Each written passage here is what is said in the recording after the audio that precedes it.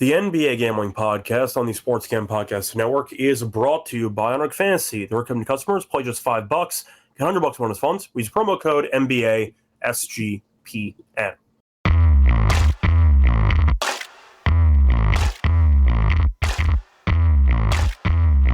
And welcome everyone to the NBA Gam Podcast here on the Sports Gam Podcast Network. Currently Friday morning, December 12th, around 11 a.m. Eastern. I'm Scott Rachel, once again joined by Lonte and Smith. Together we're going to break down the previews for the games on Friday. Lonte, how's it going with you? What's up? What's up, Scott, man? Good Friday. We got a decent slate of action, I guess, but looking forward to more games than the last couple of days. That counts. Yeah, and teams should be fresher. You know, they've had multiple days off because of the NBA Cup. So, yeah, I'm hoping we get some good action, man. It'd be good to have a decent sized slate for the Friday, and then because we have no football. So yeah, man, I'm looking forward to NBA is not too far from taking center stage. Yeah, games yesterday were mostly blowouts, but you had one good game. The Rockets beat the Clippers. They forgot to inbound the ball, and the Rockets won the game. Clippers hung in there though, but that team still stinks. Nice win for the Bucks, blowing out the Celtics by 15 at home. New Orleans buried Portland. Damn, Portland's got problems. And the Nuggets beat the Kings by 31. I ended up hitting my lock. I had the over in the Nuggets game. My dog voided because Robert Williams didn't play. So either way, undefeated episode, but not a sweep, so it's fine. But either way, I will look for a solid episode here on Friday. Before we get into any of the actual games for Friday, a reminder, if you want to get all of the free picks and podcasts on SGPN, and one easy location, check out the SGPN app. So check out the App Store, download the SGPN app for free, and once again, you'll get access to all of the free picks and podcasts on the network. SGPN app in the App Store, absolutely free. So moving on to the games here for Friday. Starting off with the first game, you have the Bulls taking on the Hornets. Hornets are laying 3.5. The over-under is at 229.5. Now, the injury report for this game, you have the Bulls who should be healthier than normal. You're looking at Giddey, who's, of course, not listed. Kobe White's probable. Okoro's probable. You have Smith, who's probable. And you have Jones, who's also probable. Dosunmu is out and Herter is out, but they still have some depth, so we'll see what happens. As for Charlotte, you have no LaMelo, you have no Connaughton, you have no Mann, you have no Sexton, no Grant Williams, and Diabate is questionable. So the Bulls used to be good for about a week. Recently, they've fallen apart. As for Charlotte, they've not been good all season.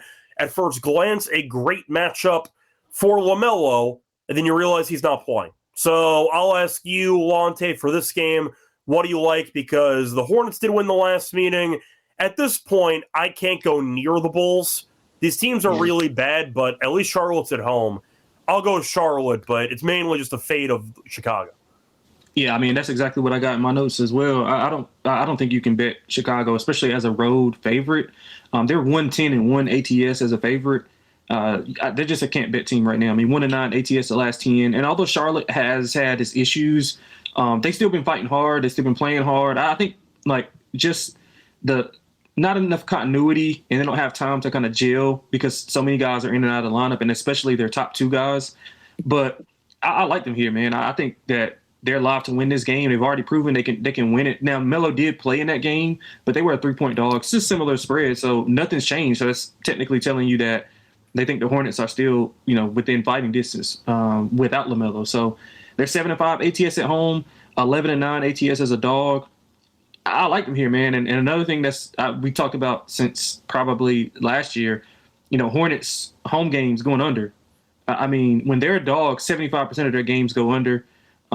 They're 9 of their 12 home games this year have already gone under. I mean, 230. Oh, so it went down a little bit. It was 231 earlier. So sorry, I misspoke. I meant to have the graphic say the Bulls are favored by 3.5. Sorry. Oh yeah, no, I knew what you meant though. Yeah. I'm saying I accidentally had the Hornets. The Bulls are favored on the road by 3.5. Yeah, it's all good. But I like the under as well. I agree with that move going under, and so I would go dog and under. I mean, on principle, I can't take the Bulls laying points. I can't win any game. Like, I can't pick them to win by margin at this point. Game might be close. If you want to go with the Bulls, maybe 1-10, but there is no reason for me to just voluntarily put money on Chicago. Yeah, So I'll go for Charlotte. Even without LaMelo, maybe it just supports my narratives where I think you could argue that they look decent without him. You get more Knipple. I think Knipple's a solid player. Bridges I can't stand, but he can be decent on any given game. The Bulls still have no rim protection. At least Cockbrenner can do that. He can give you some rim protection. So we'll see if Diabate plays. Maybe it's going to be a good double-double game for Cockbrenner. We'll see what happens, but I'll go for Charlotte at home. I think that at the end of the day, Chicago's in free fall. I can't go near them. Give me the Hornets on the money line for this game. Moving on to the next game, you have the Hawks taking on the Pistons. Pistons laying 7.5. The over-under is at 232.5. And you're looking at the injury report for these teams. For Atlanta, still no Trae Young, no Porzingis, basically it. For Detroit, you have no Jones, but basically a full-strength Detroit team. Now, Atlanta's been competitive against the Pistons this season. They played twice, lost by 8 in the first meeting at home, and then played on a back-to-back after a double overtime game and lost by 1 in Detroit in early December. So Atlanta's been competitive against Detroit. Detroit, we know, has been a very good team this season. I would say that after that win streak they had, they've not been as dominant, but still a solid overall team. I think 7.5 is too many, so I like Atlanta plus the points. What are your thoughts on this game? Yeah, I like Atlanta as well. Detroit's been winning but not covering. 3-7 ATS last 10, so kind of the market's kind of caught up to them, and rightfully so because they were really good early on. And I mean, a lot of that success was coming because the numbers were a little bit they were a little bit slow to catch up. But I mean, I like Atlanta. 1-point loss at Detroit earlier in the month. 8-point loss at home, like you talked about. They're 6-4 ATS the last 10, and they're one of the best road teams covering numbers. 10-5 ATS on the road, 9-4 as a dog. So, which is pretty funny because Atlanta's been an atrocious road ATS team for years. Yeah, randomly they're good this year. Yeah.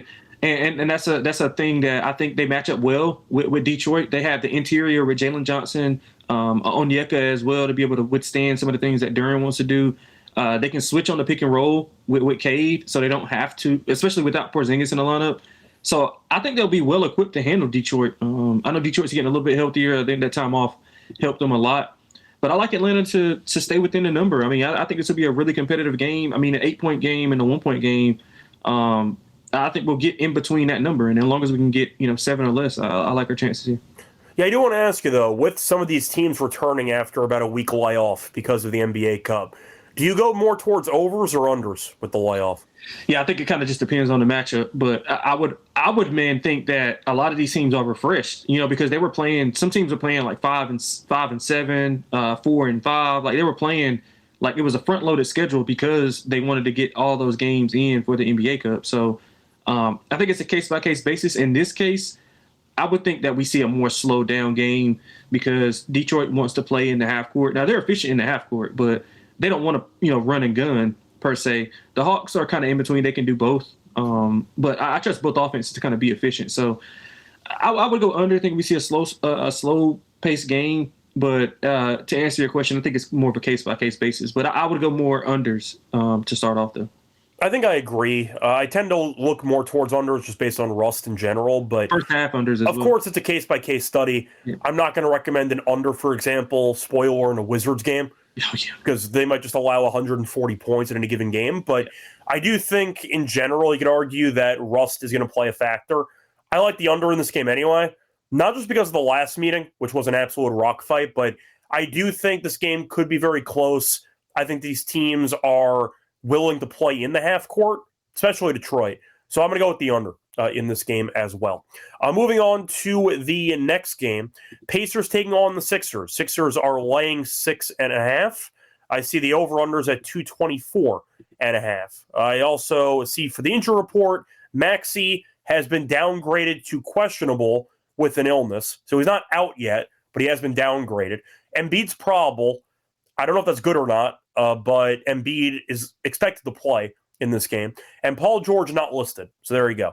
For the other injury news, you have Oubre, who's out. Watford is out for Philly. For Indiana, no Toppin, no Shepard, no Halliburton, no Nesmith, and no Cam Jones. But either way, Indiana's been playing better lately, mainly because they got healthier with Mathurin coming back. We know Nemhard has been pretty good lately.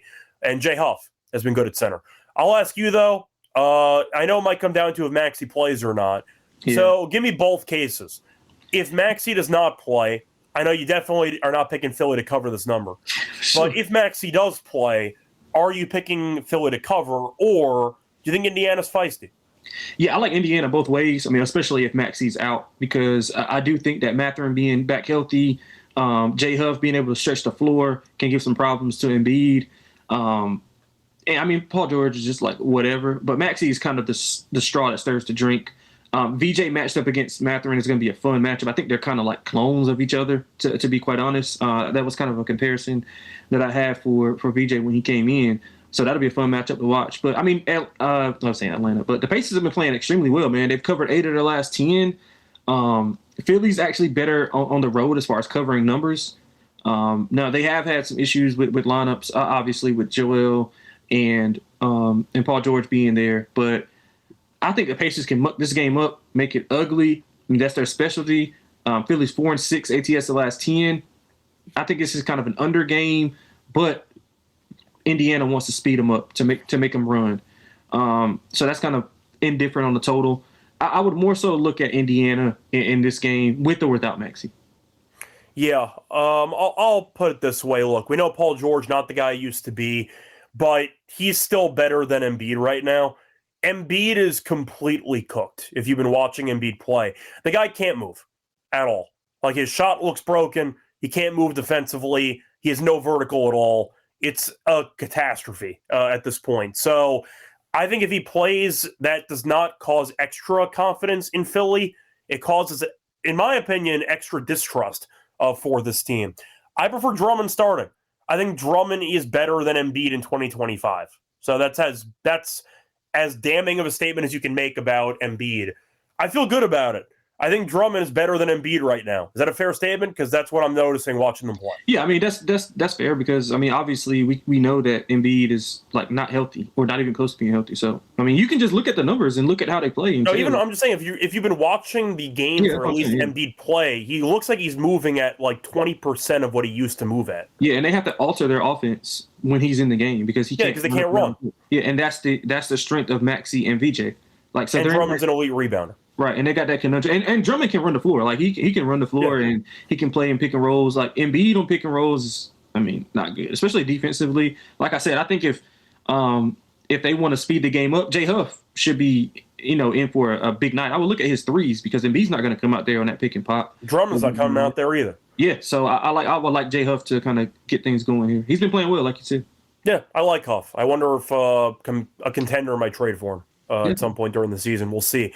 But yeah, that's my, I don't know if it's a hot take, but something people probably haven't thought about. 2025, Andre Drummond, better than Joel Embiid. So I'm saying it out there so you can process it, but it's just how it goes. For this game, I'm taking Indiana money line. I think Indiana's actually been pretty good lately. I understand that they are not a good road team. Still beat Chicago in Chicago, so they can beat on some of the bad teams. Philly, look, at the end of the day, if Maxey does not play, and you have to rely on McCain and Edgecombe, I think, of course, you'll get a lot of CLV on Indiana, taking them now when Maxey has not been ruled out yet. If Maxey does end up playing, I still don't like Embiid at all, and I do think Indiana's been playing better basketball. So it's all Indiana for me. I think 6.5 is too many. I see a 7.5 out there, which I think's, of course, too high. So give me Indiana money line to get the job done in this game. Moving on to the next game, you have the Cavaliers laying 14.5 on the road against the Wizards. Over-unders 242.5. Now, for the injury report for this game, you are looking at Cleveland, who is pretty healthy, actually, for once, because Garland's going to play. Now, you still have no Jared Allen, still have no Strus, who hasn't played all season, no Merrill, and no Nance, but Garland's back, so that counts for something. For Washington, you have no Sarr, no Middleton, no Kisper, no Coulibaly, and Branham is questionable. So the Wizards stink anyway. They're 3-19, and they're missing a couple of key pieces, at least out of the starting lineup. Cleveland, we know, has buried Washington before this season, but at the same point, Cleveland is only 14-11. They're objectively underwhelming, but they won the first meeting by 33 points on the road. The Wizards, by the way, 2-8 at home. They've allowed 131 plus in 2 straight games at home. I'll ask you, Lonte, because the Cavaliers, in theory, should dominate again, but this team has been quite underwhelming. I like the over because I think if Washington covers, they're going to score points. They can't guard anybody. The Cavs defensively have not been very good. I like the over, but I think the Cavs could score 140 again. I'll go for Cleveland, I guess. Yeah, I love the over. I'm staying away from the side. I mean, Cleveland should dominate, but they typically have not been 3-7 ATS last 10. As a favorite, they're 7-15, and a lot of those times they're laying these big numbers. Now I know they crushed them the last time, but still, I mean that's something I just can't lay the number with Cleveland. They're just not good as a big favorite. Washington is over in 8 of the last 10 home games, 14 of 22 over this year. The Cavs are over in 7 of 10 on the road. They combined for 262 in the first meeting. I don't see any reason why this cannot get over. I mean, Cleveland scored 148 the last game with no overtime. I mean, I'm maybe they don't get that high, but I think they can get to 130. You said 131. The Wizards allowed in back-to-back home games. So I mean, I think the Wizards can score 100 plus just with the pace that's going to be played. So I love the over. If you don't want to get in with the Wizards, I mean, just take the Cavs team total over. Yeah, it's kind of how I feel. The Cavaliers looked good against the Spurs and then immediately lost the Warriors at home with no Steph Curry. So, yeah, I don't really know what there is to say about Cleveland. They are just not very good. Yeah. So, there you go. All right, anyway, moving on to actually, before we get into the next game on the card, a reminder that we are brought to you by our sponsor, Kalshi. So, if you want to check out a real money prediction market that's legal in every state, use Kalshi. Available in, once again, every state. Use a bunch of different markets. They have NFL, college football, college basketball, NBA, NHL, and more. You can also trade props like first touchdowns. You can also use different markets, including politics, entertainment, and even weather. It does not have to just be about sports, but also a good deal that we have with Kalshi. If you are a new customer, get $20 if you use the code SGPN at sign up. That's Kalshi, Kalshi, code SGPN for a free $20 at sign up. We're also brought to you by Underdog Fantasy. So if you want to check out pick 'em entries, chance to win 5,000 times your entry, pick higher or lower on player stats, mix and match for sports, the NBA, NHL. You can also throw in some football, some tennis if you want to. A lot of options there for Underdog. Check it out. And a reminder that we have a new offer deal with Underdog. So play just $5, get $100 in bonus funds at Underdog Fantasy when you sign up with the promo code MBSGPN. Once again, great deal. $5 to spend. Get $100 of bonus funds when you use the promo code MBSGPN at sign up at Underdog Fantasy. Welcome back, everyone, to the NBA Game Podcast. Finished going through the first couple games for Friday. Time to move on into the next game. Moving on to the Jazz, taking on the Grizzlies. Grizzlies are laying 7.5. The over-under is at 240.5. Injury report. So, for the injuries that we already know, you have Small, who's out, Pippen, who's out, Conchar, who's out, Jerome is out, you have Clark, who's out, and a new addition who's out indefinitely again, Zach Edey, who got injured, and he will be out for a while. But on the bright side, we might be getting the return of Ja. Ja's questionable for this game. I'm not sure how long he's going to play, but there's a chance he does suit up for this game. But the Edey injury is so brutal because he was so damn good for this team, and now he's on the shelf.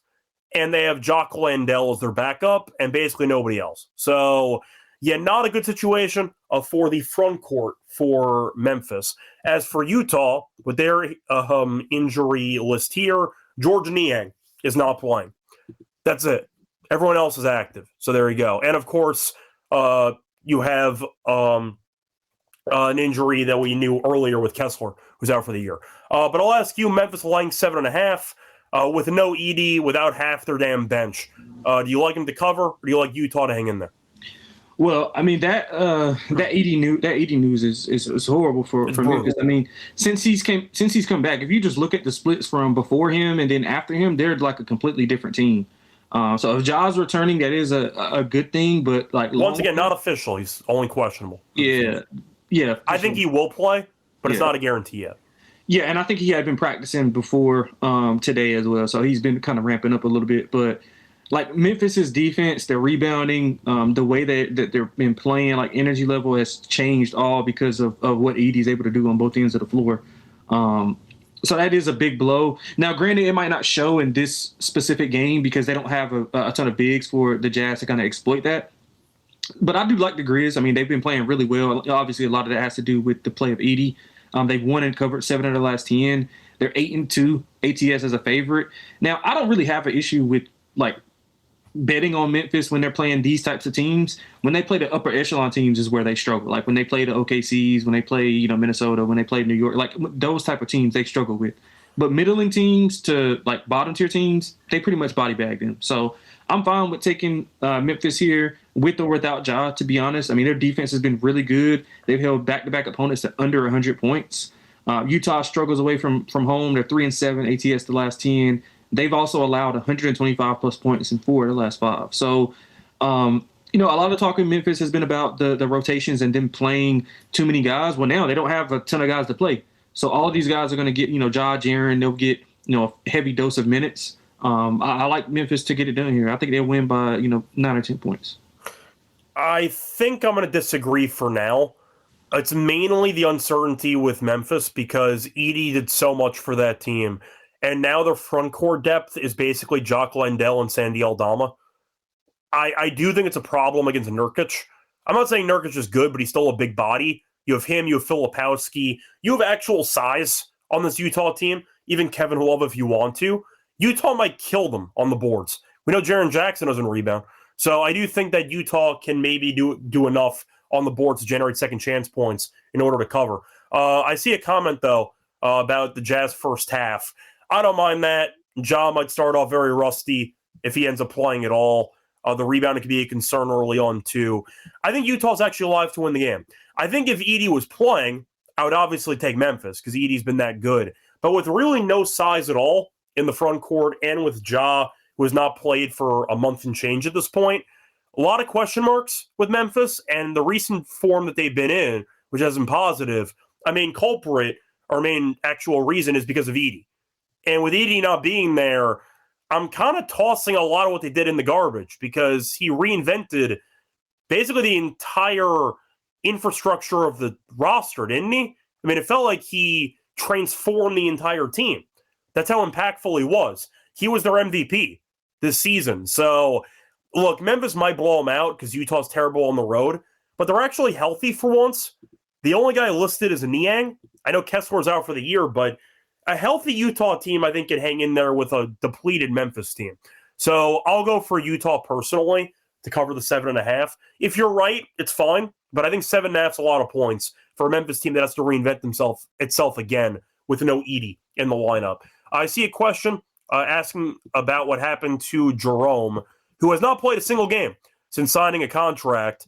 Yeah, he has a calf strain, and yeah, he's going to be out for another month or so. So, yeah, a lot of money he's sitting on his ass with at this point. So there you go.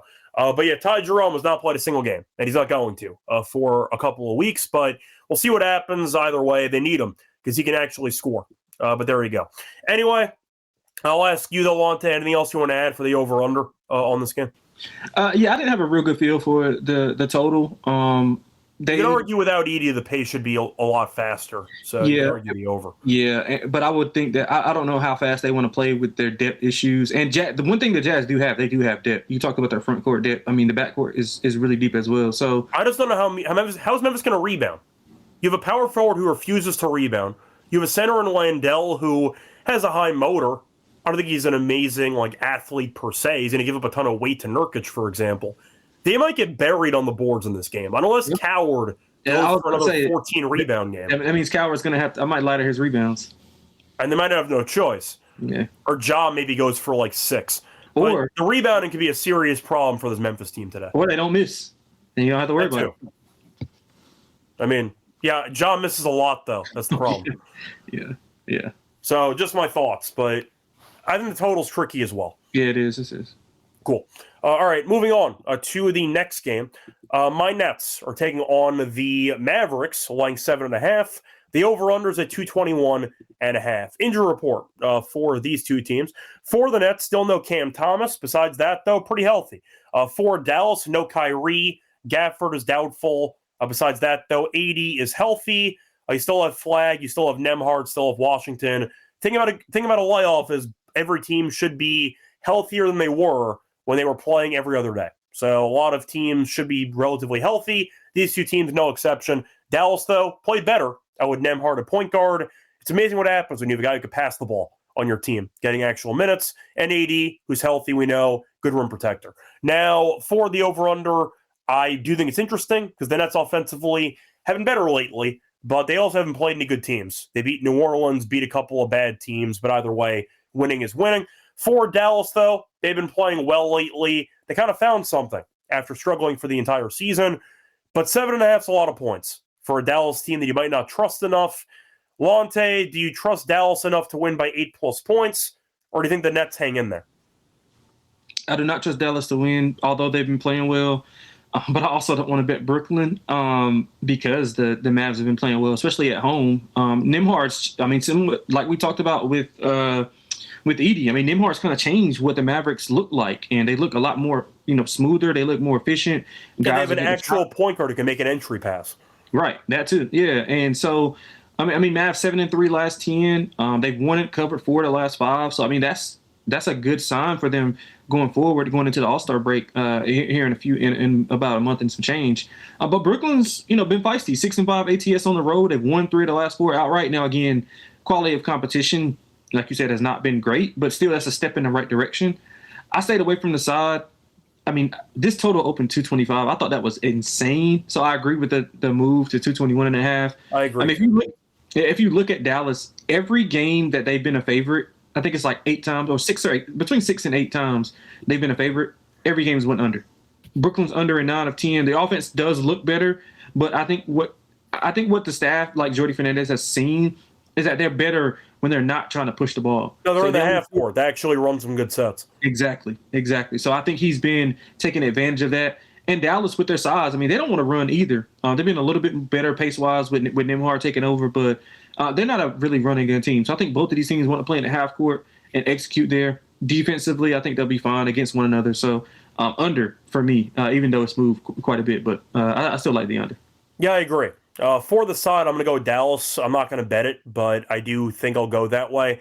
I prefer the under in this game. I think it might be a great game, though, for AD. It's a week layoff midseason for AD. What more could you ask for? That has potentially 25 and 12 written all over it. So give me AD to have a solid game here, but I like the under in this one. Moving on to the final game on the card. A lot of line movement in this game, too. Warriors laying 1.5. The over-unders at 230.5. Now, for the injury report for these teams, Ant is questionable. He's usually questionable. I think he'll play in this game personally, but I got to mention that he's listed. Besides that, no Mike Conley. No offense, but I don't think most people care at this point.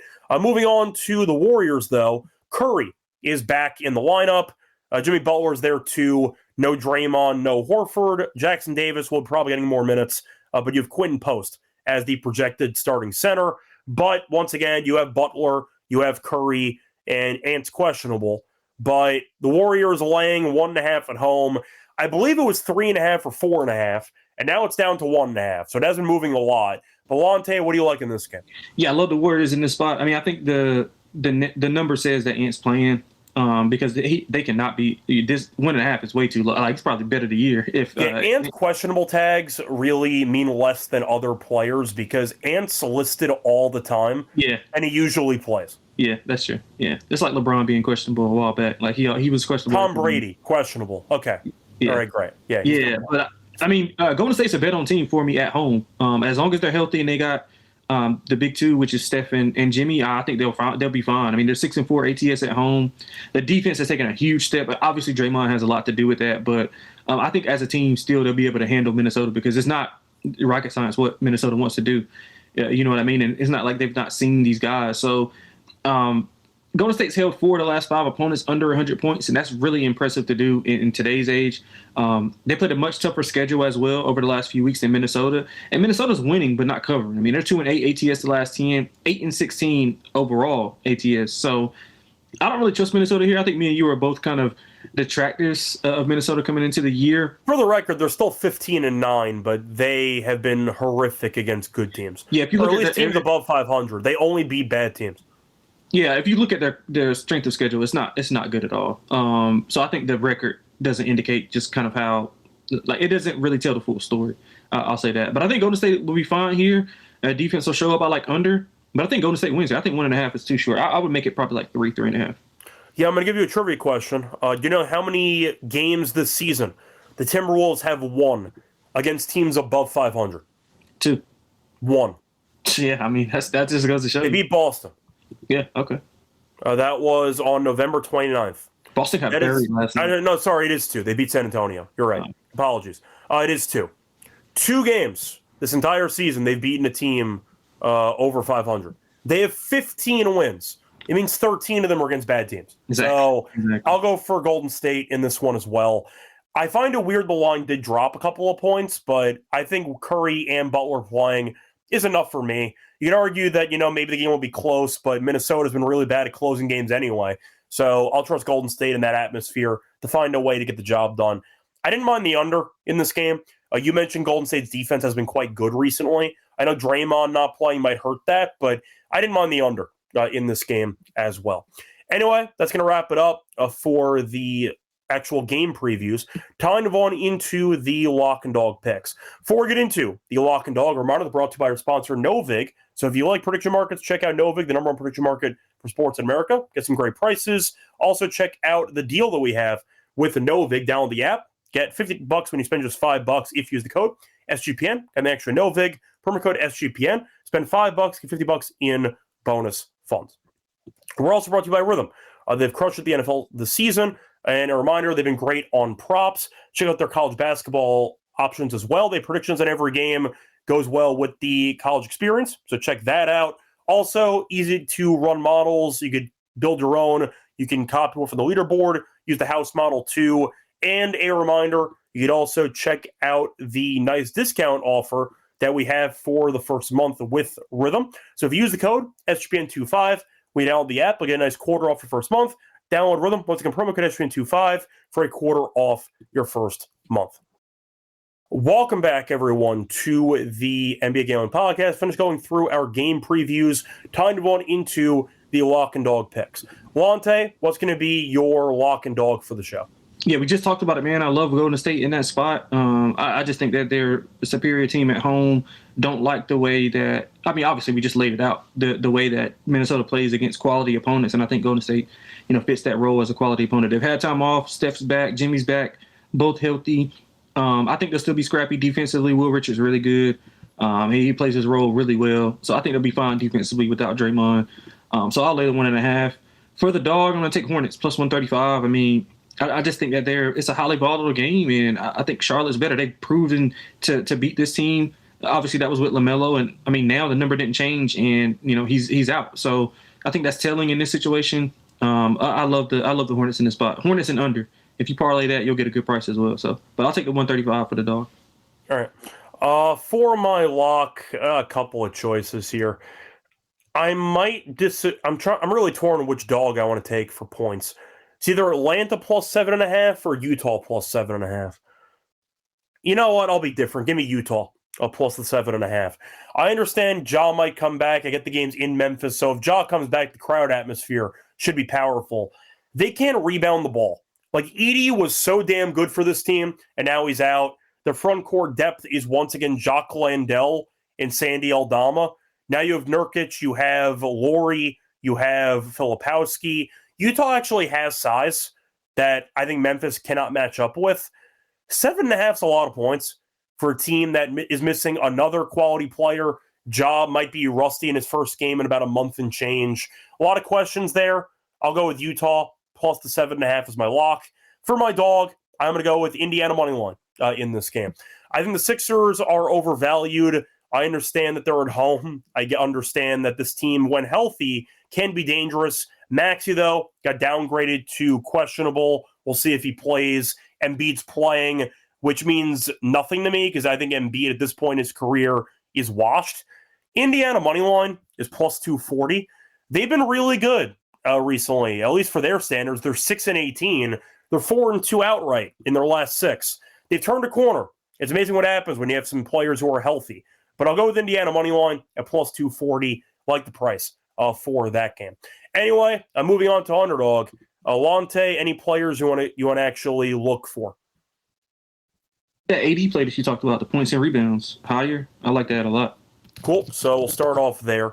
Anthony Davis, if you want to go for his PR, I see around 33.5 as his number. Let me just see if that's, so 33.5. He has gone higher on this number in 7 of his last 10. So I'll go for the higher on 33.5 PR.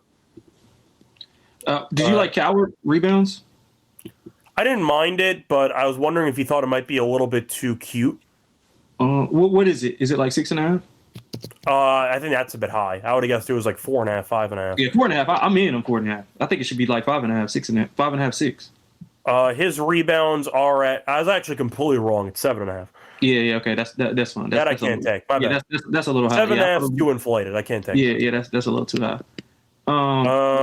Did you like Vucevic? You said you like Vucevic, right? At no point did I mention Vucevic on this entire podcast. I thought you said you liked his points and rebounds. At no point did I mention Vucevic. At least I don't remember mentioning Vucevic. Did I mention that I liked his points? No. I thought because I thought Cockbrenner actually had an okay matchup. Yeah, I thought he liked his matchup. Yeah, my bad. I mean, do you want something in that game? Yeah, I like Kobe White. Okay. I mean, Kobe White back in North Carolina. I mean, you gotta take it, right? Yeah, he killed it last time. I think we had him on the entry the last time he played, and he killed it. Yep. So do you want the 22.5 points, or do you want to go for the threes at 2.5? I'll take the points. Okay. He'll fill it up at the line as well. He can get to the line. All right. So Kobe White, 22.5. We'll go with the higher on his points, and we need one more. So I'm just looking around. Do you see anything with Cleveland that you like? A good high scoring game. I can't stand that damn team. I'm really not interested in backing anybody on Cleveland. I saw somebody in the comment section mentioning a Kunku before because you have no Porzingis. I like him. Yeah. Somebody said I didn't mind that. His threes. Yeah, I saw that was being brought up. Is it at 1.5 on Underdog? I'm not even sure if Underdog has his threes. I don't actually see it being listed, so I don't know if I can take that. Sorry, trying to find if there's anything else here. No, I don't think I can go with the Kunku stuff. So apologies there. Sorry, looking at some of the other games. You know what? We mentioned it before. I'll go back to it. We'll go with J Huff threes. In this game. That's fine. Because they have Embiid, who can't move, or Drummond, who's not great at actually contesting threes. So I didn't mind that if that was an option. So there you go. So once again, 3-pick entry for Underdog. We're going to go with J Huff higher, 1.5 3-pointers. We're going to go with Anthony Davis higher, 33.5 PR, and Kobe White higher, 22.5 points. Anyway, that's going to wrap it up for the show. Lonte, anything else you want to add? Not much, man. That's about it. I think it's a good show. Got in, got out. Cool. A reminder, by the way, which we have not actually announced yet on this show, we are doing another episode tonight for the NBA Cup semis. So if you want our thoughts on the Saturday games, we're going to be doing an episode later on today. So point is, once again, if you want another episode for the games tomorrow, we will be doing a special edition, basically, later on tonight, probably around 9 p.m. There you go. Anyway, till next time, find me on Twitter @Radio. Find him on Twitter @XLonteXX. A reminder, support the show, like and subscribe to the NBA Gambling Podcast on YouTube. Check out the podcast on Spotify or Apple. Till next time, good luck to all of you and all of your bets. Bye, everyone. Basketball, gimme the ball because I'm gonna